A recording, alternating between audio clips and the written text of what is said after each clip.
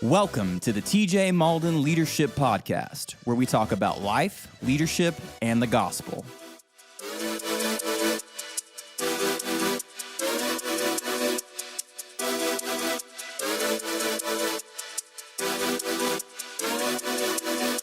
Hey, so glad y'all are with us today on the TJ Malden Leadership Podcast, where we talk about life, leadership, and the gospel. Listen, today is an interesting episode. About a month and a half ago, I came across this video. It was a reel on Facebook or somewhere, but I was just kind of thumbing through some leadership reels, and I saw this reel by Simon Sinek. Now, I say Sinek because I honestly have no idea how to say his name. I was even Googling just before we started, like, how do you pronounce this dude's last name? Anyway, Simon, the leadership guru, he did a TED Talk, and it was really interesting.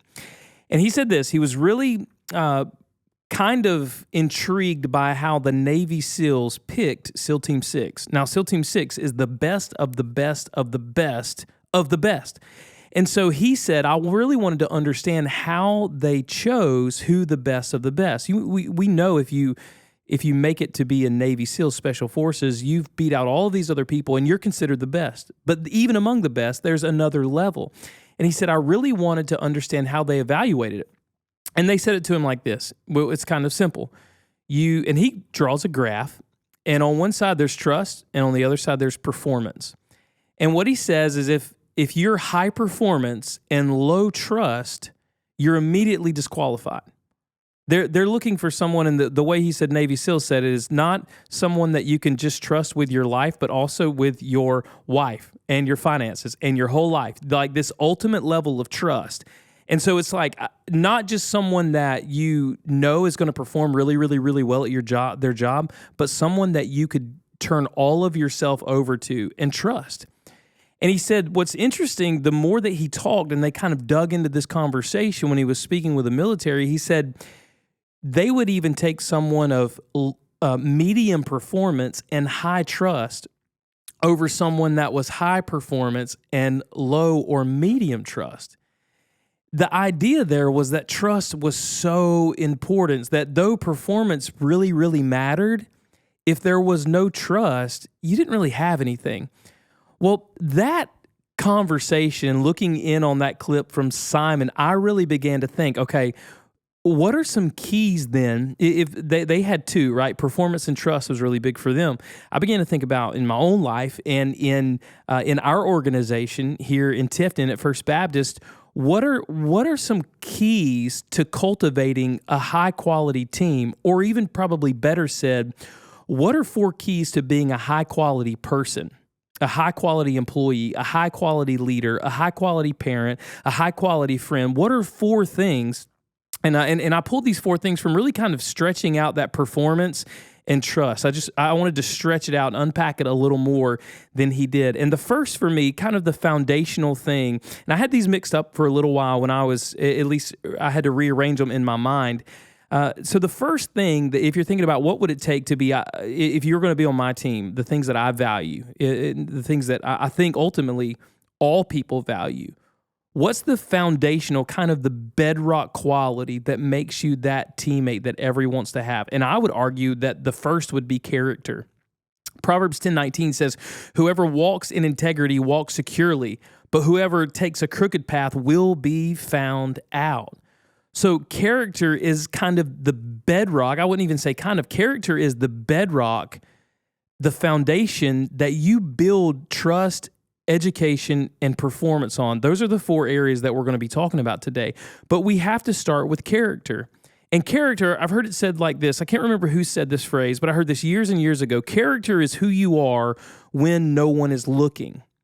Good character is when the things that you say and the way that you live are good and they align with one another. John Maxwell said this one time, and I loved this quote, this phrase. It stuck with me and has stayed with me forever. And it's honestly, thankfully, has kind of cycled through my brain in moments when I needed it. But this is what John Maxwell said one time. He said, your gifts, your talents, and your abilities will get you in the door. but your character is the thing that will keep you there. I'm going to say that again because you need to hear it twice. I need to hear it twice.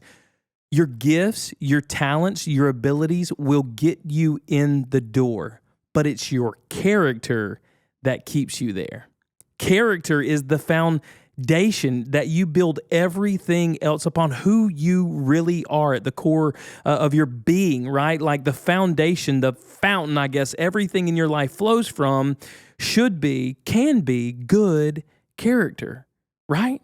Like you want to be someone that tells the truth. You want to be someone that's dependable. You want to be someone that doesn't cheat, doesn't lie, doesn't steal. Like good character matters. You want to be truthful. You want to be honoring with your work, right? Whoever walks in his integrity walks securely. Like you can have confidence when you have good character. You don't have to be looking over your shoulder. So character is the foundation of these 4 qualities of cultivating a high-quality team member or becoming a high-quality person. So character would be first. The second thing, and I would point back to Simon's, his reel, it has to be trust. Someone said this one time, when trust is betrayed, the system collapses. Like when trust is betrayed, the system collapses. I began to think about it in this way. I've seen it play out on teams before in my vocation. I've also seen it play out as far as organized sports go. Someone can be the quarterback, but if the team doesn't trust them, they don't really want to run their plays. I've seen this happen too many times in the world, right? If a leader is, I'll point it for you this way. If you are encouraging, serving, and leading a group of people, but you get in a sticky situation and you throw your team under the bus, or you don't lead well, or you refuse to defend them, or you don't stand by them, well, what that does in that moment is you begin to lose their trust. And it doesn't matter, and I'll say that it doesn't matter how good you are at your job. If your team doesn't trust you, they will not follow you. Like it kind of goes, you can branch that out in relationships and sports, whatever way. It doesn't matter how great of a person you are. It doesn't matter how many talents and gifts and abilities that you have. It doesn't matter how good you can perform if you can't be trusted. And the only way that you're going to be a person of trust is if you build a character that is good and consistent and faithful. Listen, when trust is betrayed, the system collapses. You have to be a person that everyone around you can trust. Because I'll tell you this, and we're going to get here at the end when we talk about performance, but when I consider my team, there are people on our team, including myself, that there are some days that we just don't perform well. Like there are some weeks that the podcast isn't the greatest podcast that it could be. The information's not as clear and as fluid as it could be, or the sermon's not the best, or maybe some leadership point wasn't on point, or whatever it is. Like the performance can lack around here. But poor performance can be shaped. Poor performance can be encouraged. Poor performance can be educated in such a way that it becomes good performance. But trust, when trust is betrayed and the system collapses, it takes so much time and energy and effort to rebuild that system that it's often difficult to move forward. It's possible and it's beautiful when it happens, but it's difficult. So you want your character to be the bedrock, and then you want to build a pattern of trust so that the people around you know that no matter what, even if you're underperforming or they're underperforming in the moment, you can trust that person. You can lean on that person. You can know that that person's going to care for you. Even in those moments where performance isn't great, and maybe sometimes even there's some ignorance, or you're undereducated in an area where you should be a little sharper, if you have trust and you have character, oftentimes your boss, your friends, your family will stand beside you and lean into you and help you rather than let you go or sever even that job responsibility or that relationship, even if you are underperforming or undereducated, because they trust you, because your character's good. Now, the third point is really important to me, because I believe that if you have good character and if you build trust, then a natural progression of that leads to performance is education. And I want to be really clear when I say this.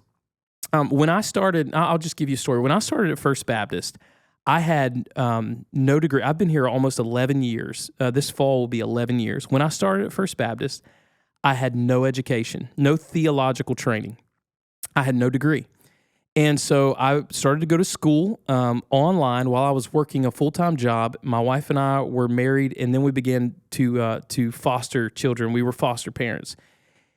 And in that season of education, I was able to get several degrees. I have a degree in counseling. I have a degree in theology. I have a master's degree in theology. And what I learned is this: education is not the same as having a degree. I could tell you today, right now, if you wanted to know something about the hypostatic union, or you want to know something about the Trinity, or you wanted to understand the stages of grief, or what it meant to be introspective in your pursuit of consciousness, I could walk you through some psychology and some theology that would be like, oh yeah, this guy really knows what he's talking about. Like, this is really interesting. And at the end of the day, it would probably add very little value to your life, if I were really honest. I mean, it could in some settings, no doubt, like if you needed to hear about grief. But the education, you say, TJ, why in the world would you say that? Because the education, the degrees that I received did not empower me to be the leader that I am or have been to the degree that I saw this organization grow. And you say, whoa, TJ, are you sure about that? Yes. This is what I'll tell you. We went from 60 in the basement to 200 in the gym to 400 people in a gym. We went from one service to two services. Our staff began to grow, and we went through monumental amounts of change before I had a degree on the wall. So you can't equate degrees with education. And you can't always, hear me say this, because a lot of times I see people say, well, if you want to serve in this role, in this leadership role, if you want to serve this company, if you want to serve these people, we require a mandatory PhD or a mandatory master's degree. And listen, if you're a boss, if you're a leader, if you're a company, if you're a church, sometimes you shoot yourself in the foot, because if you wanted to hire Bill Gates and that was your requirement, you couldn't. Bill Gates, he did pre-law at Harvard and dropped out, right? Mark Zuckerberg, Harvard, dropped out, right? I mean, the list could go on and on, right? Ann Winter, right? The fashion, the European fashion lady, right? All these people are incredibly educated, but they don't have degrees. So that's why I say that was a little longer of an explanation than I probably would have liked to give you, but I feel like it's justified, because sometimes we look at degrees and say, oh, this person knows everything because they have a degree. The reality is oftentimes someone can have a great degree and be undereducated in the field that they're working in. And so it doesn't take, I'm saying all that to say that real education is a foundation, and it's a quality of cultivating it's a key to cultivating a high quality team or a high quality team member, but a degree isn't necessary for education. If you were to look at the Webster's Dictionary, it would say that education is the process of receiving or giving instruction. It also says that it's an enlightening experience. So there are ways, I'll give you an example, and this is why I believe education is important, even education over degrees. I value education more than I value just a degree. You say, why do you say that? Well, if there's someone underperforming in an area, you can put resources in that person's hand and in that person's life to help educate that person to where they become proficient in their field, they become confident in their abilities, and then they begin to perform well. One of the ways to sharpen performance is continuing education, but you don't have to have a degree to be educated. And I think that's something, especially moving into the world that we're living in, as things move in 2022, the culture that we live in, we for so long have prized academia, right? That we have a lot of people that have degrees that are kind of worthless. You see that with the crisis almost with student loans. I have friends who went to music college, big, great colleges where they spent $180,000, $250,000 on their 6-year degree from these prestigious schools, and they're working as an art teacher somewhere making $45,000, $50,000 a year, and it just doesn't balance well. Because we so prize the degree, this prestigious degree on the wall, that even sometimes we've sacrificed trust, character, and education really learning the things that you're passionate about, learning what you're good at, not just what degree you want to get, but learning what you're good at, learning more about yourself and your gifts. So education is really important to me, but I don't want, when I say education, for you to hear degrees. I think I made that probably as clear as mud. So just look through that. The last thing today, and this is for me, would be the last. Like if I were ranking these, character would be first, the foundation, right? So character would be first. Character, I believe, informs trust, establishes trust. And then on top of character and trust, you want someone who is educated in their field. But again, I'm going to say this before I move on. I cannot say this enough. Do not throw the baby out with the bathwater. If somebody doesn't have a specific degree, but they have a specific skill set and are willing to be educated, bring them in, encourage them, build them up, pour into their lives, and watch them flourish. All right, so that's my importance level: character, trust, education, and the last would be performance.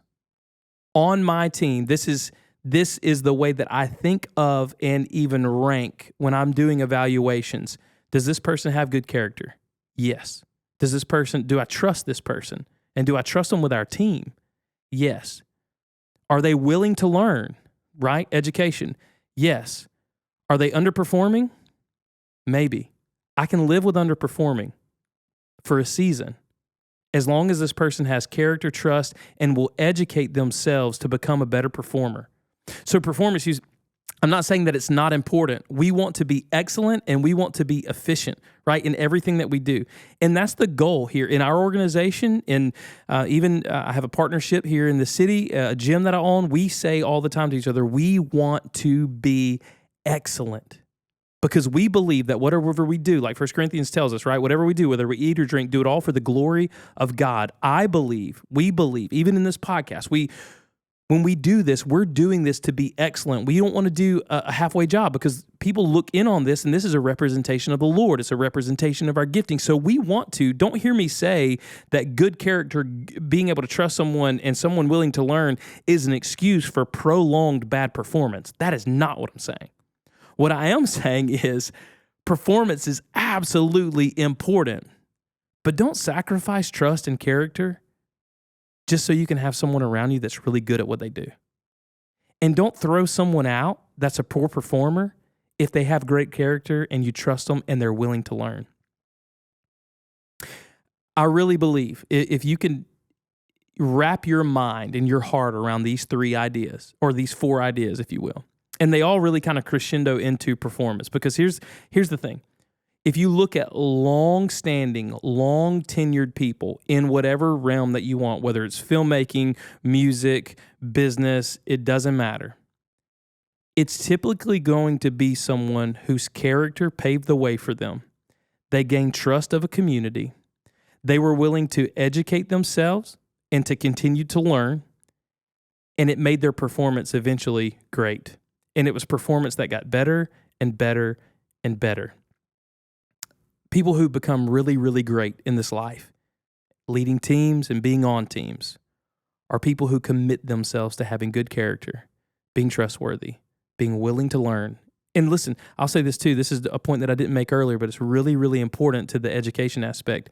To be willing to learn, you have to be completely humble. Like, you have to be willing to admit, you know what? Like, I don't know that. Or I don't know as much about whatever as I thought I did. So let me educate myself so that my performance can take it up to the next level. So I hope this has been helpful in your organization, in your family, in your friend groups, at your job, your church, wherever. Think through these 4 keys to cultivating a high-quality team and being a high-quality leader. Are you a leader? Let me just ask you this before we're done hanging out today. Are you a leader with good character?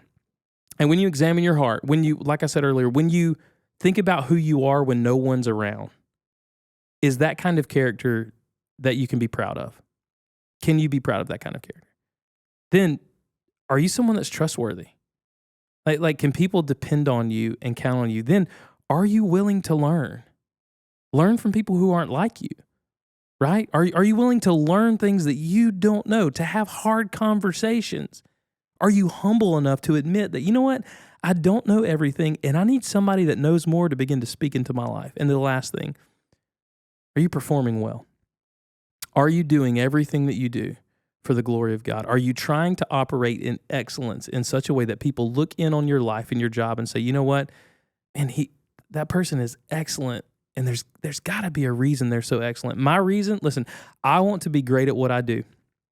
I want to be a great preacher. I want to be a great worship leader. I want to be a great podcaster, gym owner, whatever you name it. Whatever I do, I don't like doing things poorly because I know it's a reflection of, one, who I am, but more importantly, of who I claim to follow and serve. I know it's a reflection of Jesus. And so that's why, from a Christian perspective, if you're a ministry leader, that's why we want to be excellent and we want to perform well and we want to have good character and we want to be trustworthy and we want to know what we're talking about because ultimately we are a reflection of Jesus.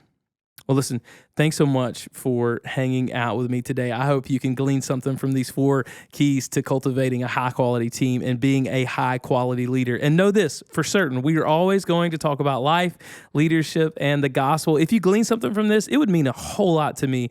If you would like, subscribe, share it. That's on YouTube. You can share it on your Facebook. Invite people into this conversation if this has been beneficial for you. Listen, thanks so much for hanging out. We'll talk again.